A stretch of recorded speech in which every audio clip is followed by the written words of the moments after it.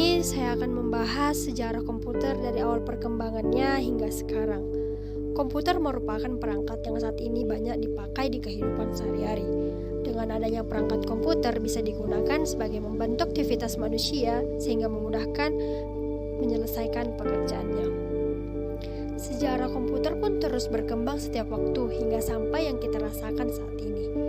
Hal ini memang telah terbukti dengan digunakannya komputer.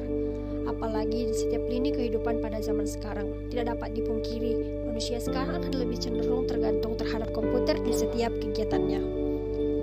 Akan tetapi, komputer tidak lepas dari beberapa tahapan. Komputer sekarang memang telah jauh berbeda dengan komputer terdahulu, mulai dari segi bentuk, kinerja, dan komponen yang dipakai. Sebab komputer terdahulu memiliki ukuran yang bisa menghabiskan satu ruangan. Selanjutnya kita akan bahas sejarah dari perkembangan komputer dari generasi ke generasi. Sejarah komputer generasi pertama menggunakan tabung vakum, yaitu pada tahun 1946 hingga 1959. Tahun 1946 ialah tahun dibuatnya komputer generasi pertama dengan menggunakan tabung vakum sebagai komponen dasar pembuatannya. Tabung yang sebagai komponen dasar ini memang dikenal tidak efisien dari beberapa aspek. Sebab komponen tersebut cepat sekali panas ketika dipakai. Selain itu, komponen ini memerlukan daya listrik sangat besar dalam pengoperasiannya. Electronic Numerical Integrated and Computer adalah salah satu contoh komputer bergenerasi yang pertama. Ciri-ciri komputer generasi pertama yaitu pertama, memiliki hardware ukuran yang jauh lebih besar serta memerlukan ruang yang luas. Yang kedua, interior design sistem operasi dibuat secara spesifik dan hanya dapat melakukan tugas tertentu.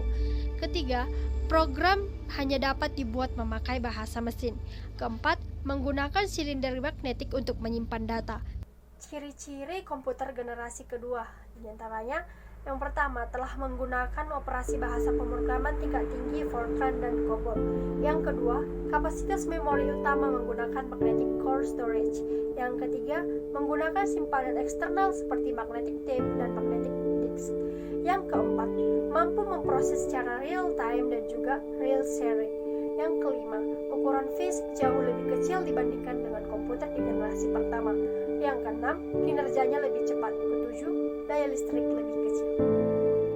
Sejarah komputer generasi ketiga itu integrated circuit, yaitu pada tahun 1965 hingga 1971. Generasi komputer ketiga dimulai pada tahun 1965, di mana pada masa itu komputer ini dibuat menggunakan integrated circuit atau ACS.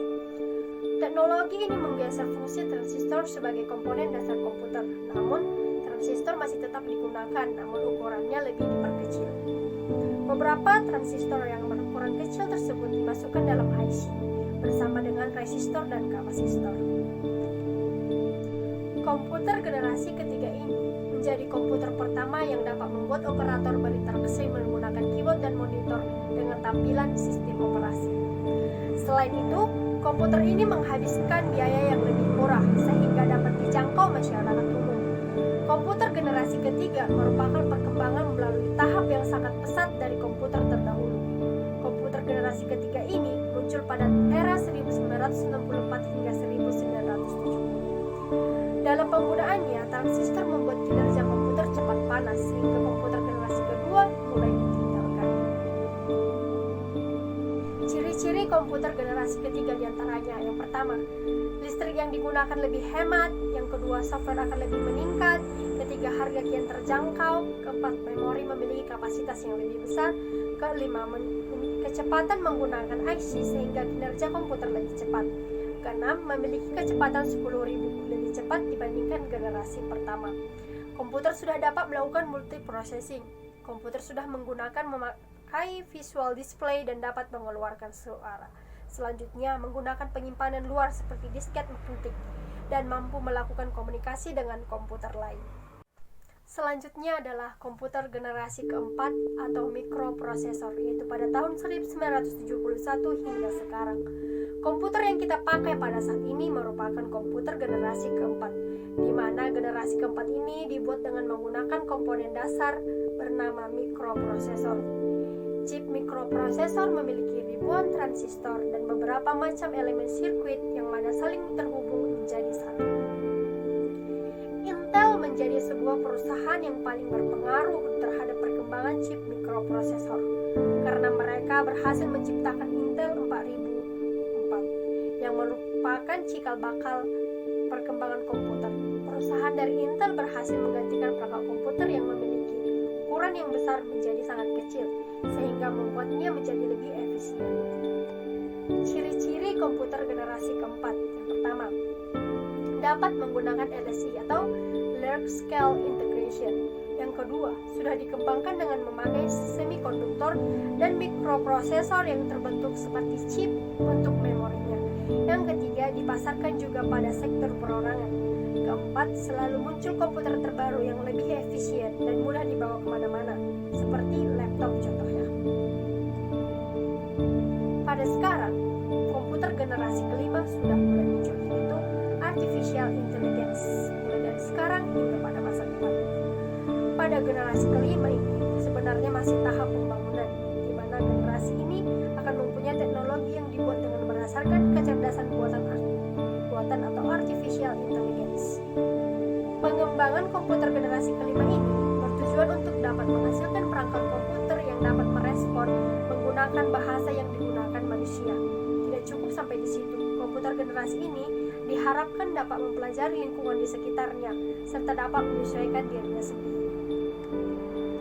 Ciri-ciri dari komputer generasi kelima ini yaitu komputer masih menggunakan teknologi LSI, namun akan mempunyai banyak pengembangan. Yang kedua, mempunyai fitur yang terus berkembang setiap tahunnya. Yang ketiga, semakin cepat dalam pemroses informasi.